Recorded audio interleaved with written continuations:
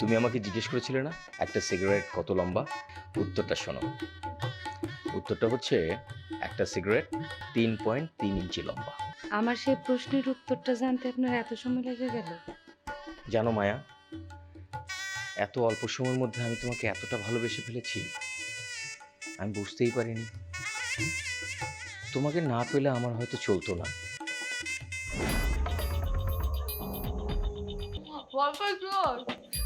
সে কি? রক্ত না খাইতেছি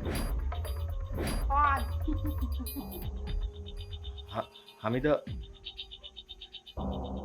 না, এ তো মায়া। মায়া না হামিদা। কি হলো আপনার? কিভাবে বিয়ে করতে